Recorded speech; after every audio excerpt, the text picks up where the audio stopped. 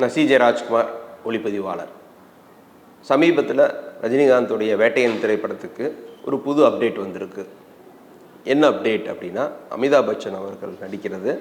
இந்த செட்டில் இருக்கிற ஃபோட்டோஸ் எல்லாம் போட்டு ட்விட்டரில் வந்து அமிதாப் பச்சன் ரஜினி கூட நடிக்கிறத வந்து ரொம்ப சந்தோஷமாகவும் பெருமையாகவும், அதே போல் ரஜினிகாந்த் அவர்கள் வந்து அமிதாப் பச்சன் கூட நடிக்கிறத வந்து ரொம்ப பெருமையாகவும் பகிர்ந்து கொண்டிருக்கிறாங்க.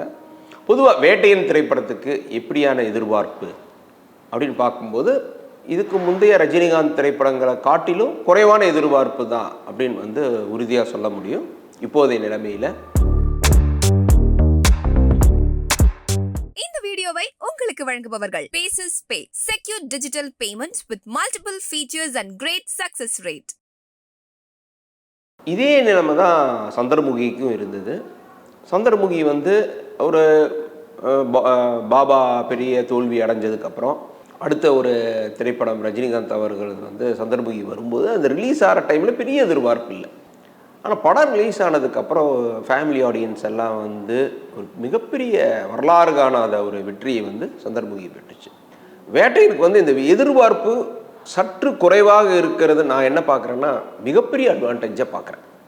நிச்சயமாக வந்து இந்த திரைப்படம் வந்து ஒரு ஆடியன்ஸுக்கு வந்து ஒரு கதை நிச்சயமாக வந்து ஒரு பேஸ் வந்து இன்ட்ரெஸ்டிங்காக இருக்கும், எதிர்பார்க்கலாம். எஸ்ஆர் கதிர் ஒளிப்பதிவு செய்கிறாரு, என்னுடைய நண்பர் வேறு. அவருக்காகவும் இந்த படம் வந்து ரொம்ப வெற்றி அடையும்னு நான் வந்து ரொம்ப ஆர்வமாக இருக்கிறேன். இப்போ வந்து என்னென்னா, ரஜினிகாந்த் அமிதாப் பச்சன் ஏற்கனவே வந்து பார்த்திங்கன்னா ரஜினி அமிதாப் பச்சன் வந்து ஹிந்தியில் ஏற்கனவே 3 படங்களை வந்து சேர்ந்து நடிச்சிருக்கிறாங்க. இது 4வது படம்.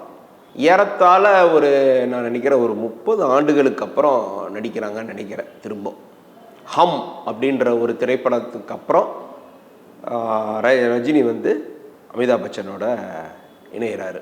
இதுக்கு முன்னாடி நடித்த அந்த 3 திரைப்படங்கள் எப்படி அப்படின்னு பார்த்தா, கிரஃப்தார், அந்தா கானூன், ஹம் 3மே வந்து மிகப்பெரிய வெற்றி அடைந்த படங்கள். ஸோ ரஜினி அமிதாப் பச்சன் காம்பினேஷன் எப்படின்னு பார்த்தீங்கன்னா ஒரு நல்ல வெற்றிகரமான ஒரு காம்பினேஷன். இப்போ அந்தா கானூன் எடுத்துட்டிங்கன்னா, சட்டம் ஒரு இருட்டறை தான் ஹிந்தியில் வந்து ரீமேக் பண்ணாங்க. தமிழில் எஸ்ஏசி அவர்கள் வந்து அவர் வந்து டைரக்ட் பண்ணி விஜயகாந்தோட லைஃப்பை அப்படியே மாற்றின படம். அதே மாதிரி ஒரு ரிவெஞ்ச் சப்ஜெக்டில் ஒரு இன்ட்ரெஸ்டிங்கான பிளாட் உள்ள படம் சட்டம் ஒரு இருட்டறை.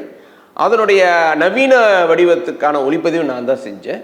எஸ்எஸ்சி கூட அவர்களோட நான் பணியாற்றியது வந்து ஒரு சிறந்த அனுபவமாக இருந்தது.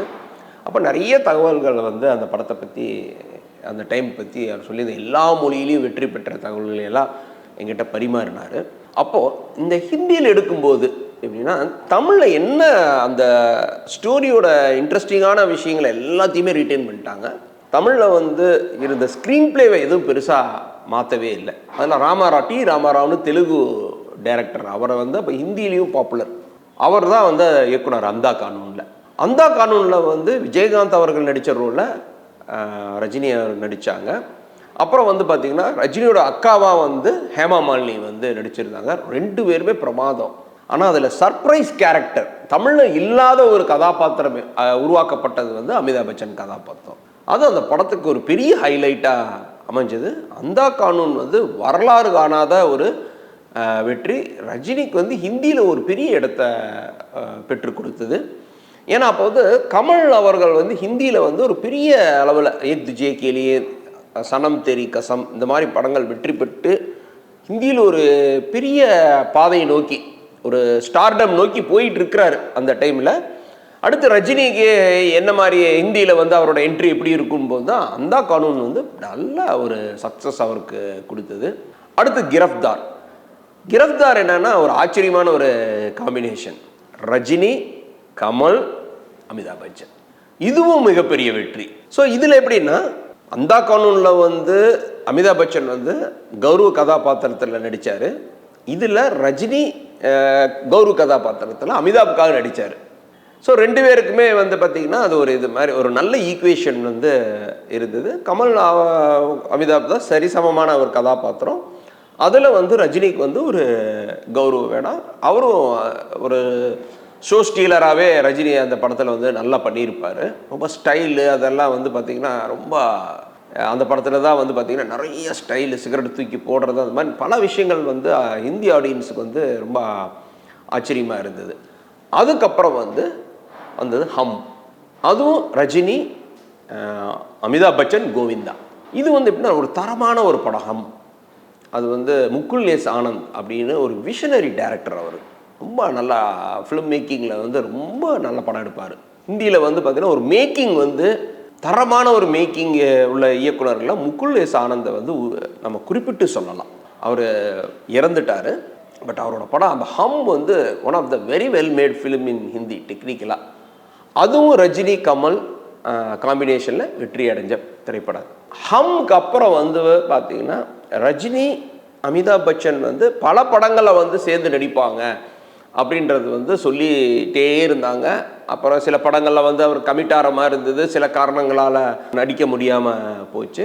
இறுதியாக இது வந்து முதல்ல ஒரு ரூமராக தான் வந்துச்சு, அமிதாப் பச்சன் வந்து இதில் நடிப்பார் அப்படின்றது ஒரு ரூமராக இருந்தது. கடைசியில் அது வந்து உறுதி செய்யப்பட்டது.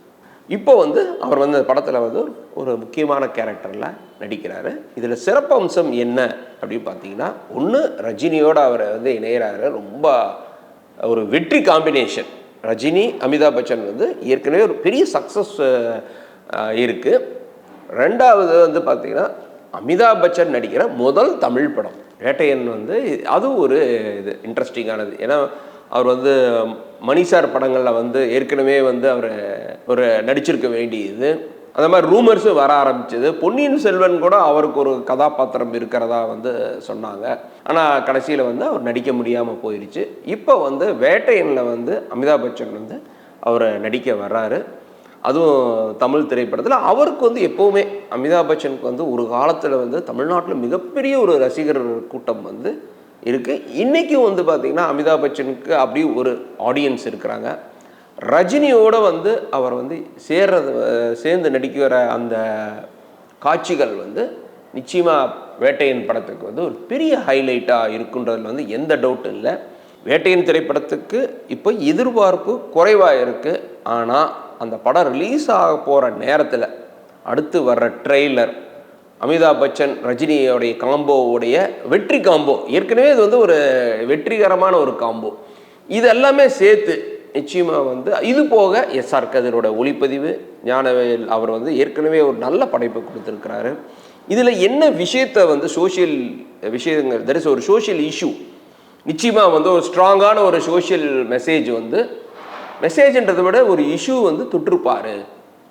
ஸோ அதில் வந்து ஒரு ஆக்ஷன் கலந்த ஒரு திரைப்படமாக இருக்கும் அப்படின்றது தான் வந்து என்னுடைய எதிர்பார்ப்பாக இருக்குது. ரஜினிகாந்த் அவர்களுக்கும் ஒரு அழுத்தமான கதையில் வந்து அவரும் நடித்து ரொம்ப காலம் ஆயிடுச்சு. ஏன்னா எல்லாமே வந்து பார்த்திங்கன்னா ஒரு என்டர்டெயின்மெண்ட் ஃபிலிமாகவே தான் அவர் வந்து நடிச்சிருக்கார். கபாலி வந்து ஓரளவுக்கு வந்து ஒரு ஒரு பிளாட் வந்து கொஞ்சம் இன்ட்ரெஸ்டிங்காக இருந்தது, அந்த பேக் ட்ராப்பு. மறுபடியும் பார்த்திங்கன்னா தாதா கதை அப்படி இப்படின்னு போயிடுச்சு. இப்போ இந்த படம் வேட்டையன் வந்து நிச்சயமாக ஒரு சீரியஸான ஸ்டோரி டெல்லிங்கில் கூடவே ஒரு அதிரடியான ஒரு ஆக்ஷன் கலந்த ஒரு கேரக்டராக தான் இருக்குன்னு நம்புகிறேன். இதில் அமிதாப் பச்சன் வந்து என்ன மாதிரியான ஃபுட்டேஜில் வந்து அவர் வந்து ரஜினி கூட வந்து இணையிறாரு அப்படின்றது வந்து நிச்சயமாக வந்து ஆடியன்ஸ்க்கு வந்து ரொம்ப இன்ட்ரெஸ்டிங்காக அமைஞ்சிருக்கும். அந்த கதையில் வந்து அது சரியாக அமைந்தால், அது ஒரு ஹைலைட்டாக அமைஞ்சதுன்னா வேட்டையனுடைய வெற்றி பங்கு வந்து நிச்சயமாக வந்து கூடும் தான் நான் சொல்லுவேன். சந்திரமுகி அதே மாதிரி தான், பெரிய எதிர்பார்ப்பு ஒன்றுமே கிடையாது. ஃப்ளாட்டாக ஒரு அமைதியாக ரிலீஸ் ஆன ஒரு ரஜினி படம் ரிலீஸ் ஆகிற கொஞ்சம் முன்னாடி ஒரு ஆடியோ ஃபங்க்ஷனில் வந்து அவர் வந்து ஒரு சின்ன ஹிண்ட்டு கொடுத்தாரு, இந்த படம் வந்து தனக்கு வெற்றி படமாக அமையும் அப்படின்னு. பாடல்கள் வந்து வித்யாசாகருடைய பாடல்கள் வந்து அப்போ வெற்றி தட் இஸ் ஹிட்டாக ஆரம்பிச்சது. கரெக்டாக படமும் ரிலீஸ் ஆச்சு. நல்ல ரெக்கார்டு சாதனை, உண்மையான மிகப்பெரிய வெற்றி வந்து நான் சொல்லுவேன் சந்திரமுகி தான். தட் இஸ் பட்ஜெட் அதிகமாக இல்லாமல் ஒரு பெரிய அளவில் வந்து ஒரு வசூலை வந்து வாரி கொடுத்த படம். அதே மாதிரி ஒரு தியேட்டரில் வந்து ஒரு நீண்ட வருடங்கள் வந்து ஓடின படம் வந்து அதோடு முடிஞ்சதுன்னு நான் சொல்லுவேன். இப்போது வேட்டையன் வந்து இது வந்து ஒரு குவைட்டாக வர ஒரு ரஜினி ஃபிலிம். அதே மாதிரி ஞானவேல் அவர்கள் இயக்கிற 3வது படம். இதுக்கு முன்னாடி ஜெய் பீம் வந்து ஒரு பெரிய அதிர்வை வந்து உண்டாக்குச்சு. இப்போது இந்த படம் வரும்போது அமிதாப் பச்சன் அப்படின்ற ஒரு காம்பினேஷனும் உள்ளே இணையுது. ஸோ இது வந்து எப்படின்னா ஒரு ரூட்டடான சப்ஜெக்டில் ஒரு பேன் இண்டியா ஃபிலிமாக நிச்சயமாக மாறக்கூடிய வாய்ப்பு இருக்குது. ஏன்னா ஹிந்திலையும் வந்து இந்த படம் வந்து நிச்சயமாக வந்து டப் பண்ணப்படும் போது அது ஆடியன்ஸ் வந்து ரொம்ப தீவிரமாக எதிர்பார்த்து இந்த படத்தை வந்து நிச்சயமாக ஒரு பெரிய சக்ஸஸை வந்து எதிர்பார்க்கலாம். வேட்டையன் வந்து ஆர்வமாக காத்துட்ருக்கிறேன். ஏன்னா ஒரு டெக்னீஷியனாக எனக்கு அதில் வந்து என்ன ஒரு எதிர்பார்ப்பு அப்படி பார்த்தா என்னுடைய நண்பர் எஸ்ஆர் கதிர் வந்து ஒளிப்பதிவு செஞ்சுருக்கிறாரு. அவருக்காகவும் இந்த படம் வந்து மிகப்பெரிய வெற்றி அடையும்னு நான் வந்து ரொம்ப ஆர்வமாக காத்துட்ருக்கிறேன். வாழ்த்துக்கள். இந்த வீடியோ உங்களுக்கு பிடிச்சிருந்தா லைக் பண்ணுங்க, ஷேர் பண்ணுங்க, கமெண்ட் பண்ணுங்க. மறக்காம OH சினிமா சேனலுக்கு சப்ஸ்கிரைப் பண்ணுங்க.